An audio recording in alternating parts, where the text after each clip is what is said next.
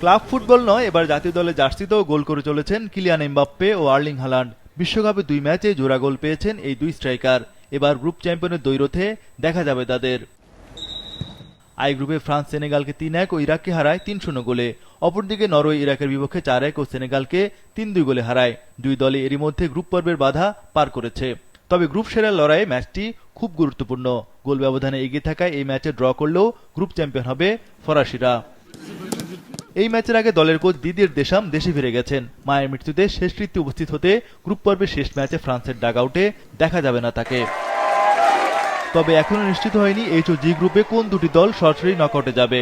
H গ্রুপে শনিবার সকাল 6টায় মুখোমুখি হবে সাবেক দুই চ্যাম্পিয়ন স্পেন ও উরুগুয়ে।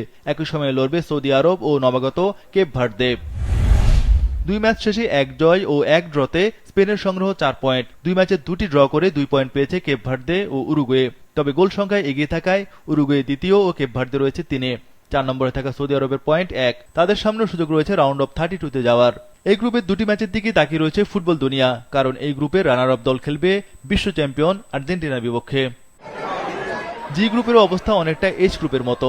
4টি দলের সুযোগ রয়েছে নকআউট পর্বে ওঠার, তাই দুটি ম্যাচই সমান গুরুত্বপূর্ণ। শনিবার সকাল 9টায় ইরান মিশর ও বেলজিয়াম নিউজিল্যান্ড মুখোমুখি হবে।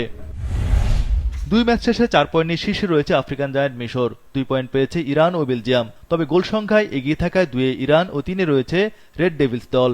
1 পয়েন্ট নিয়ে 4-এ অবস্থান করছে ওশেনিয়া অঞ্চলের দেশ নিউজিল্যান্ড। নকআউট পর্বে উঠতে হলে ইরান ও বেলজিয়াম দুটি দলকে জিততে হবে নিজেদের ম্যাচে। অপরদিকে মিশর ড্র করলেও পার করবে গ্রুপ পর্ব। নিউজিল্যান্ডকে নকআউটে উঠতে হলে বেলজিয়ামের বিপক্ষে জিততে হবে, পাশাপাশি কামনা করতে হবে ইরান যেন না জেতে।